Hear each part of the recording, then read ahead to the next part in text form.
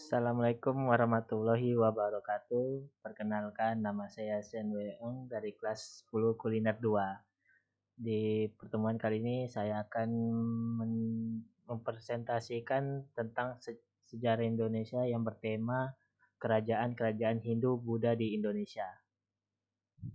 Daftar pembahasan ialah sejarah singkat kerajaan, perkembangannya di bidang sosial, ekonomi, dan peninggalan dari kerajaan. Yang pertama, Kerajaan Mataram Kuno. Kerajaan Mataram kuno merupakan kerajaan Hindu-Buddha yang didirikan pada tahun 732 Masehi. Kerajaan Mataram kuno terbagi atas dua periode, yaitu Jawa Tengah pada abad ke-8 dan Jawa Timur pada abad ke-9 sampai 10. Terdapat dua wangsa atau yang disebut dinasti yang berkuasa di Mataram kuno, Jawa Tengah, yaitu dinasti Sanjaya Hindu dan Sendra Buddha. Sedangkan di Jawa Timur diperintahkan oleh dinasti Isyana. Peta Pulau Mataram kuno seperti di bawah berikut. Raja-raja kerajaan Mataram kuno di Jawa Tengah. Yang pertama, Rakai Mataram Sang Ratu Sanjaya pada 732 sampai 760 Masehi. Yang kedua, Sri Maharaja Rakai Panangkaran pada 760 sampai 780 Masehi. Yang ketiga, Sri Maharaja Rakai Panunggalan atau Dahar Darmatungga pada 780 sampai 800 Masehi. Yang keempat, Sri Maharaja Rakai Warak atau Indra pada 800 sampai 820 Masehi. Yang kelima, Sri Maharaja Rakai Garung atau Samaratungga pada 820 sampai 840 Masehi. Yang keenam, Sri Maharaja Rakai Pikatan dan Maharatu Pramodawardhani pada 840 Masehi sampai 856 Masehi. Yang ketujuh, Sri Maharaja Rakai Kayuwangi alias Dia Lokapala pada 856 sampai 882 Masehi. Yang kedelapan, Sri Maharaja Rakai Watuhamalang pada 882 sampai 899 Masehi. Yang kesembilan, Sri Maharaja Rakai Watukara Dia Balitung dari 898 sampai 915 Masehi. Yang ke-10, Raja Daksa pada 915 sampai 919 Masehi. Yang ke-11, Raja Tulodong pada 919 sampai 924 Masehi. Yang terakhir, Raja Sumbadyawawa pada 924 Masehi. Raja Kerajaan Mataram kuno saat dipindahkan ke Jawa Timur ialah yang pertama, Rakai Hino Sri Isana alias MPU Sindok pada 929 sampai 947 Masehi. Yang kedua, Sri Lokapala dan Ratu Sri Isanatung Gawijaya sejak 947 Masehi. Yang ketiga, Makutawang Sawardana hingga 985 Masehi. Yang terakhir, Dharmawangsa Teguh pada 985 sampai 1007 Masehi. Kerajaan Mataram runtuh pada 1007 Masehi. Peristiwa kehancuran Kerajaan Mataram kuno disebabkan karena adanya perselisihan yang berkelanjutan antara Jawa dengan Sumatera. Perselisihan tersebut diakibatkan adanya dendam oleh Raja Kerajaan Sriwijaya, Balaputra Dewa kepada Rakai Pikatan Raja Kerajaan Mataram kuno. Yang kedua, Kerajaan Majapahit. Kerajaan Majapahit merupakan kerajaan Hindu-Buddha terbesar di Indonesia yang berdiri pada abad ke-13 hingga abad ke-16. Wilayah kekuasaan Majapahit mencapai hampir seluruh Nusantara. Majapahit didirikan oleh Raden Wijaya pada tahun 1263, seorang menantu dari Kertanegara, raja terakhir Singasari. Raden Wijaya merupakan menantu Kertanegara, raja kerajaan Singasari. Pada tahun 1292 Masehi, terjadi pemberontakan di Singasari yang dilakukan oleh Jayakatwang yang menyebabkan runtuhnya Singasari. Pada waktu itu, Raden Wijaya melarikan diri bersama Arya Wiraraja. Raden Wijaya kemudian mendiami sebuah hutan di Trowulan yang merupakan tanah Sima pada masa kerajaan Singasari. Wilayah ini kemudian dinamakan Majapahit. Raja-raja kerajaan Majapahit pertama Raden Wijaya pada 1293 sampai 1309 Masehi. Dua Srijaya Nagara dari 1309 sampai 1328 Masehi. Yang ketiga Tribhuwana Tunggadewi pada 1328 sampai 1350 Masehi. Yang keempat Hayam Wuruk pada 1350 sampai 1389 Masehi. Yang kelima Wikramawardhana pada 1389 sampai 1429 Masehi. Yang keenam, Dyah Ayu Kencana Wurung pada 1429 sampai 1447 Masehi. Yang ketujuh, Prabu Brawijaya pertama pada 1447 sampai 1451 Masehi. Yang kedelapan, Prabu Brawijaya II pada 1451 sampai 1453 Masehi. Yang kesembilan, Prabu Brawijaya III dari 1456 sampai 1466 Masehi. Yang ke-10, Prabu Brawijaya keempat dari 1466 sampai 1468 Masehi. Yang ke-11, Prabu Brawijaya kelima dari 1468 sampai 1478 Masehi. Yang ke-12, Prabu Brawijaya ke-6 dari 1478 sampai 1489 Masehi. Dan yang terakhir, Prabu Brawijaya ke-7 pada 1489 sampai 1527 Masehi. Kerajaan Majapahit berakhir pada tahun 1527 setelah mendapatkan serangan dari pasukan Sultan Trenggana dari Demak. Sejak saat itu, wilayah kekuasaan Majapahit berpindah ke Kerajaan Demak. Yang ketiga, Kerajaan Sriwijaya. Kerajaan Sriwijaya diperkirakan berdiri pada abad ke-7 Masehi yang didirikan oleh Daputayang Sri Jayanasa. Kisah pendirian Kerajaan Sriwijaya termasuk sebagai yang sulit dipecahkan dikarenakan sumber yang tersedia tidak menjelaskan struktur genealogis yang rapi antar raja-raja Sriwijaya.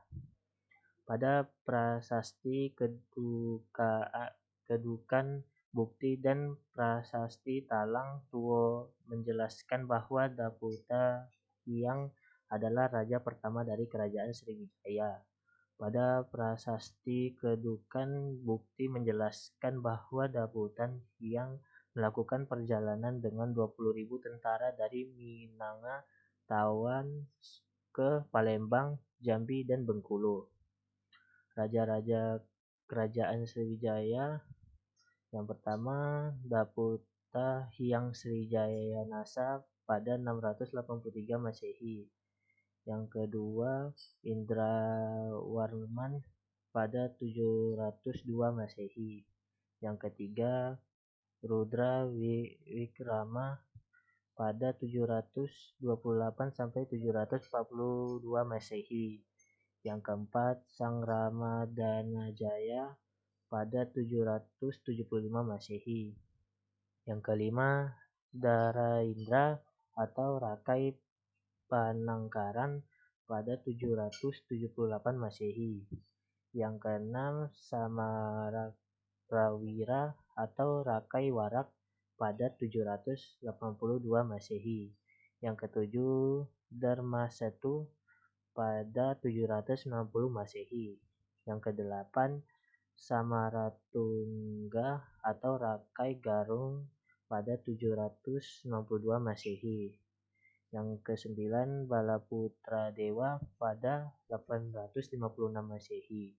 Yang kesepuluh, Sri Udayadityawarman pada 960 Masehi. Yang kesebelas, Sri Maharaja pada 1156 Masehi. Yang ke-12, Sri Wuja atau Sri Udayatian pada 961 Masehi. Hasisi pada 980 Masehi. Sri Cudamaniwarmadewa pada 989 Masehi. Yang ke-14, Malayagiri atau Suwarnadwipa pada 960 Masehi. Sri Marawijaya Tunggawarman pada 1008 Masehi.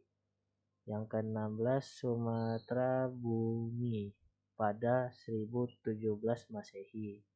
Yang ke-17, Sri Sanggrama Wijaya Tunggarawarman pada 1025 Masehi. Yang ke-18, Sri Dewa pada 1028 Masehi. Yang ke-19, Dharmawira pada 1064 Masehi. Dan yang terakhir, Traloki Raja Maulibusana Warmadewa pada 1178 Masehi. Sekitar abad ke-11 Masehi, kerajaan Sriwijaya sudah mengalami kemunduran. Pada abad ke-13 Masehi, kerajaan Singasari dari Jawa mampu mengalahkan kerajaan Melayu yang sebelumnya berada di bawah kekuasaannya Sriwijaya melalui ekspedisi Pamalayu. Pada akhir abad ke-14 Masehi, Sriwijaya benar-benar runtuh atas serangan Majapahit.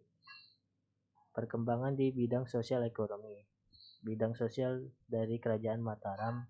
Kehidupan sosial Kerajaan Mataram kuno adanya pembagian golongan masyarakat. Masyarakat di Kerajaan Mataram kuno terbagi ke dalam kasta-kasta, yaitu kasta Brahmana, Ksatria, Waisya, dan Sudra. Bidang ekonomi di Kerajaan Mataram kuno. Kerajaan Mataram kuno dalam bidang ekonomi memiliki mata pencaharian di bidang pertanian, perdagangan, kerajinan, dan kesenian. Mata pencaharian di bidang pertanian ditandai dengan adanya komoditas pertanian dan alat-alat pertanian. Bidang sosial Kerajaan Majapahit. Kehidupan sosial Kerajaan Majapahit mengenal sistem kasta seperti di India karena kerajaan ini bercorak Hindu. Namun, sistem kasta di Kerajaan Majapahit hanya bersifat teoritis saja dalam kehidupan istana. Seperti yang kita ketahui, terdapat 4 kasta, yaitu Brahmana, Ksatria, Waisya, dan Sudra. Bidang ekonomi Kerajaan Majapahit. Kerajaan Majapahit diketahui dalam beberapa isi prasasti yang berhasil ditemukan.